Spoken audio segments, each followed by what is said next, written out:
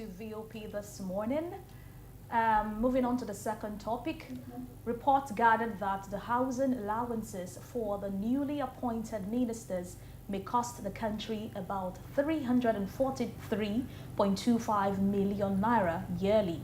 With that annual allocation, in 4 years, the federal government will spend 1.37 billion naira on the 45 minister designates accommodation. The allowances are based on data collated from a document obtained from the website of the Revenue Mobilization and Fiscal Allocation Commission. Still with me virtually to discuss this is Mr. Nick Agule and Victor Atewe. Good morning to you, Victor. Good morning. Good morning, and thanks for having me. All right, Victor, welcome. And Nick, are you still here? Are you still Yes, with us? I am still here. Good. Thank you very much, Nick. Go ahead. Okay, Nick, please, how does this allocation align with the current economic situation in Nigeria currently? Did you get a question? Okay. Yeah, thank you. Okay. Go ahead, Nick. Well, Nick, the question is for you. Nick, go ahead, please. Did you get the question? Okay. Thank you very much for the question.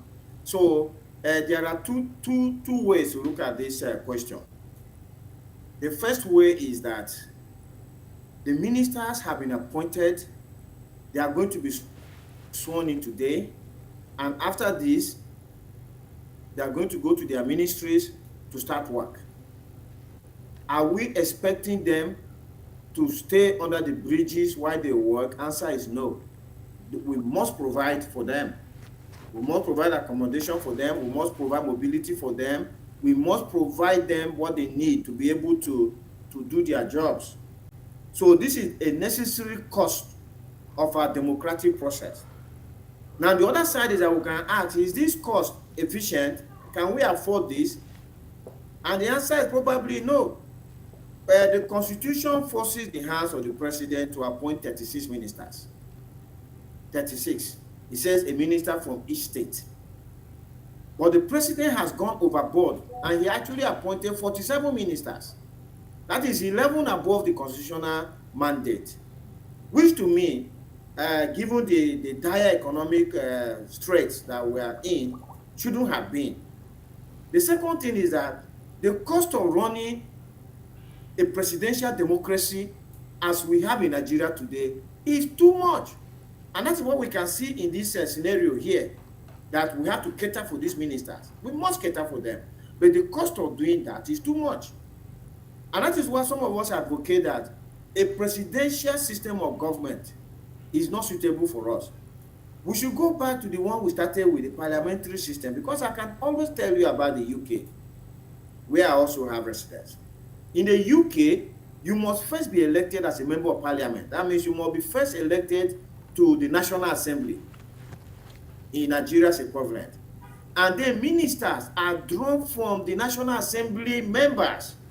Every single minister, actually they call them secretary, who is the full cabinet minister. And then the ministers of state are the ones that are called ministers. Whether you are a secretary or you are a minister in the UK, be a member of parliament. So it is your salary as a parliamentarian that the government is also using to appoint you as a minister. And with that, the cost of governance is less. And with that, it also shows that for you to be a minister, superintending over the affairs of the people must have first voted you in your constituency to represent them. That means you are the people's choice. Not that the president can just go and bring anybody from wherever and come and make them minister. So, yes, we have to look after the ministers, but the governance is simply too high. We need to look at this system of government that we are running. Okay, thank you very much. Are there any measures in place to ensure transparency and accountability in the utilization of these funds? Mr. Nick? Yeah, so to me, this funding has no problem with it. If the president announces housing allowance, salary, and all those other benefits for ministers, the ministers themselves have heard what is due to them. And if what is being paid to them is less than what the president announced, they are the ones who take it up with whoever is supposed to pay them. So in terms of the utilization of the funds, I don't think there's a problem with that, All right. because the money will eventually go to those who are supposed to earn it. But Okay. the real problem for me, the real problem is that when these ministers come into office and we are paying them these humongous salaries and allowances, let them use their budgets and work for Nigerians. Because the real problem in government circles is the stealing of the budget. That is the real issue. Because here Oh, 1 point something billion, but the budget is 21 trillion. And at the end of the budget year, we don't see anything dropped on the ground. So it is the stealing of the budget that is the real issue. For me, I don't even mind if they pay ministers 5 billion, 10 billion, and they use that 21 trillion and work for Nigerians. Stealing that 21 trillion is the real issue. all right then. So, Victor. Victor. Yeah. Yes, Victor. So, what do you are there? What do you think will be the potential impact on other sectors of the economy and governance in general?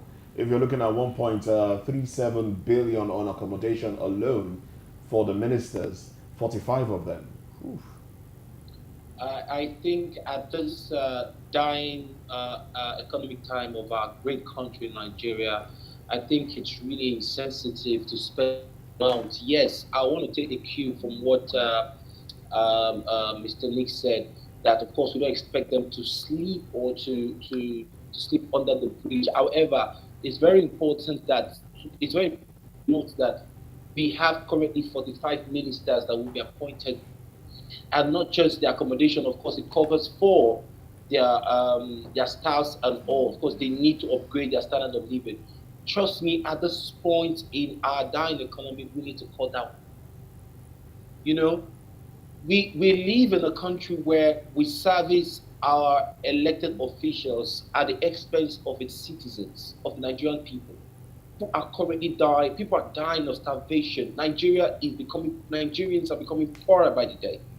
So spending over 1.37 billion on accommodation of some, yes, it's some would say it's the allowance, is what is, but what is due to Nigerians, and Nigerians seeing it. I read somewhere in the papers that some in some states, the citizens there are really that are accusing the states, that accusing the governors that they can't really they can't find the palliatives that are meant for them. They can't say it. Some are withholding it so as to use it for campaign or whatever reason. So we live in a country where people feed from, from people that are meant to serve. So on our current state right now, we just need to do whatever we can to cut down. It should be more of service than coming to enrich themselves. All right. So it's going to have a negative effect. Negative. It talks about how insensitive our government is to the need of the people. All right. So, Cyril Abako. Now, your take now. Is this insensitivity? Is it really insensitivity? As Nick did say, they need accommodation. Do they really need accommodation? Don't they have? Are there no offices in the places in the ministries that they are going to function in that they could just occupy each time they visit? They are ministers for crying out loud. Well, 45 of them, which clearly means that this sum could even go higher. I mean, yes, within the 4-year period, because of course the 1 point something billion is is spread across the 4 years that they're going to be in office, God willing. But the core question is, like you've rightly raised it, if it's accommodation, is there an alternative? Is there a cheaper, better alternative that will be befitting of the sisters as ministers and that can still do the work? I would have thought that by now, the way we have an accommodation for the president, there could have been a minister's quarters in Abuja to solve this problem once and for all. Minister, so if you're a minister, if you know you can't use what government has given you, you can either have your private house where you come from, or don't take the job. because it's about service to your country.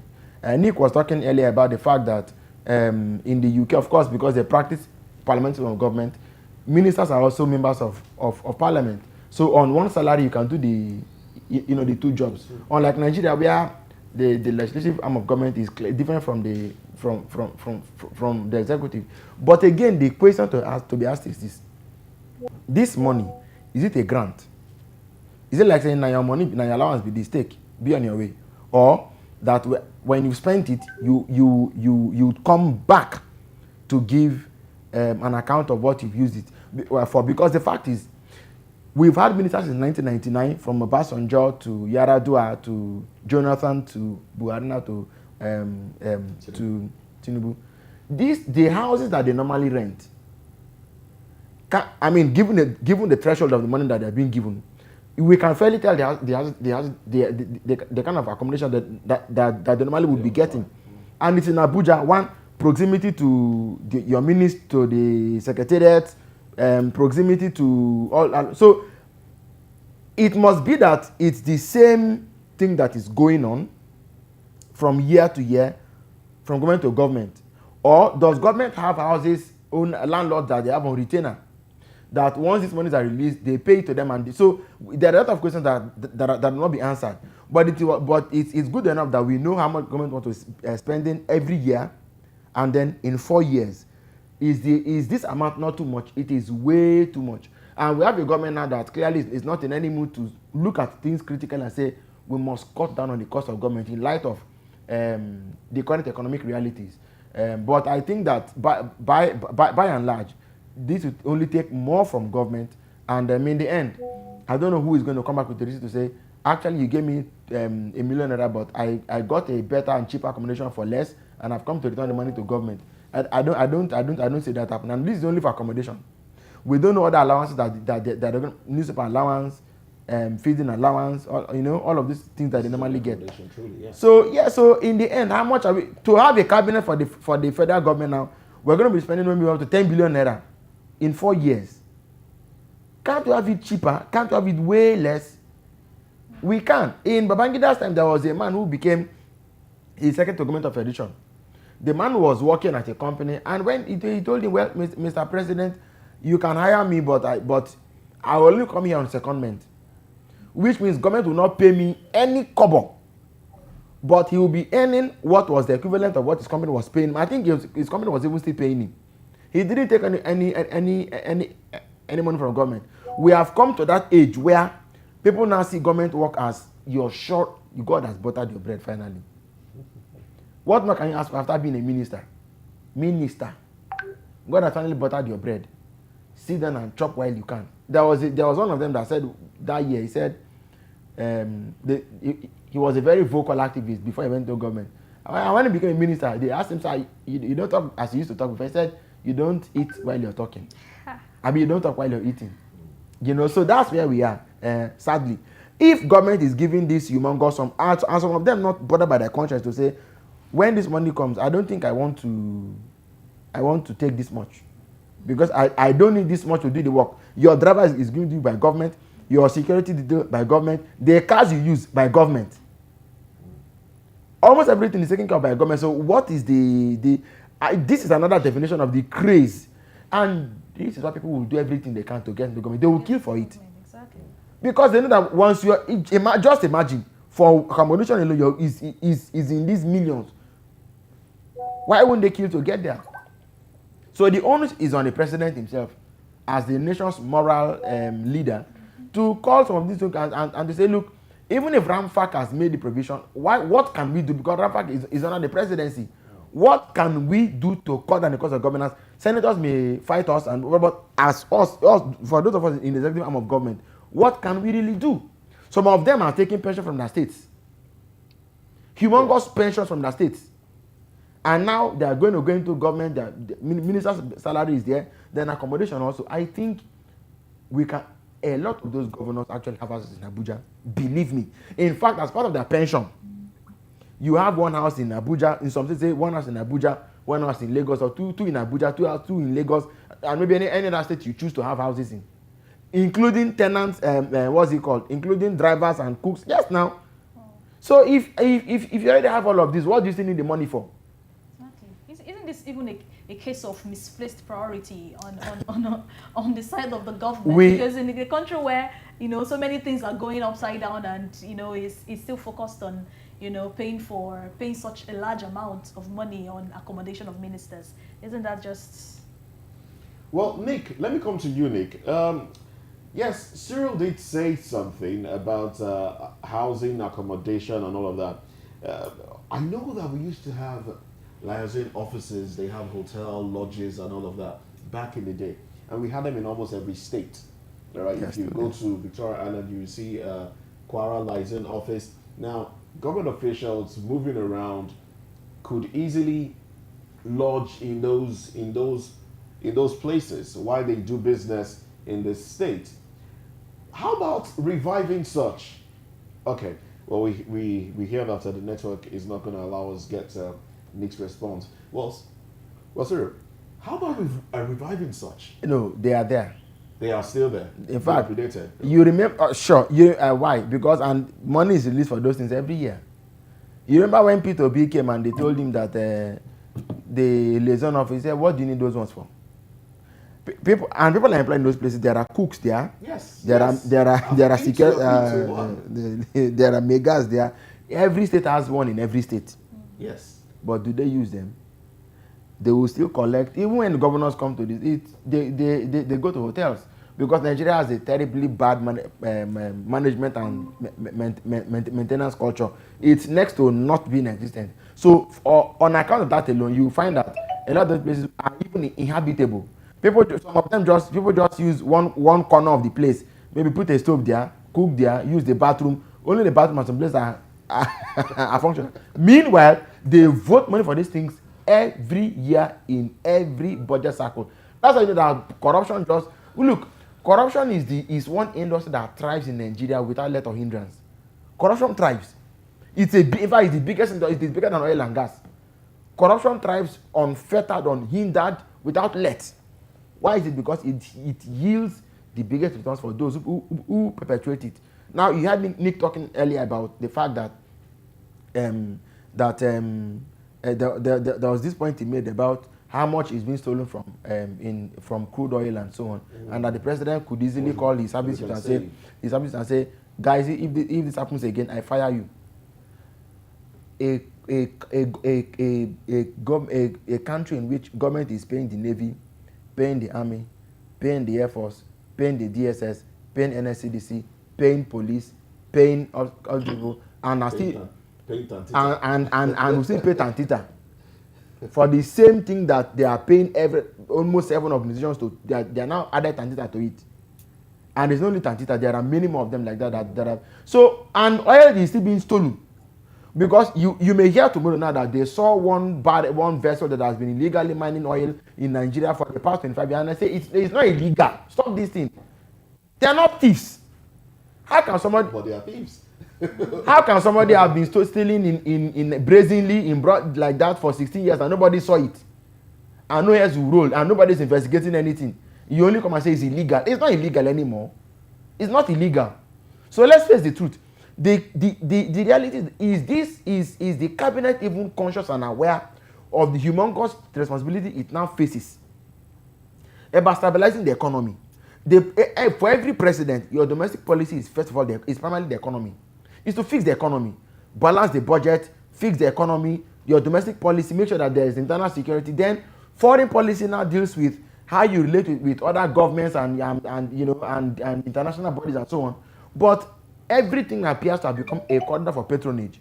The reason why this money would rather go up than come down is because all these people that the president and the foreign ministers are more like IOUs. All right, you help me deliver Rivers, you help me deliver Ebonyi, you help me deliver Kebbi, you help me deliver Zamfara, you help me deliver Kanu, you help me deliver Kaduna. Therefore, it is now time for you to reap your harvest. And now they are out there. How can you now reduce what you're going to give to them? It's not going to work.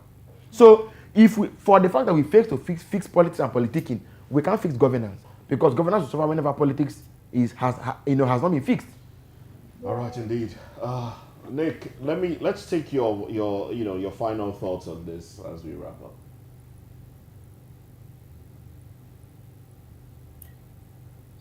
Yes. So my final thoughts are that for the immediate, the provision of 1 point something billion over 4 1.37 billion. years to provide accommodation for our ministers is justifiable. If we want them to do a good job for us, we have to look after their needs. So we don't expect ministers to be sleeping in squalor or in places where their lives are not secured. So for me, that expenditure is necessary.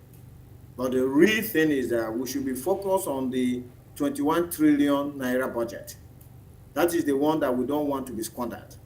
So if ministers are being treated this nicely, they should just focus and do the work for which they have been appointed. And if they spend that 21 trillion justifiably on the projects that have been earmarked in the budget, then Nigeria will be a much better place, and we will not even bother that they are even earning far more than what is being budgeted for them right now. So those are my last thoughts about that. All right, Victor, let's get your thoughts as Yeah, well. okay. I want to say that I think I want to take a cue from what Mr. Nick said.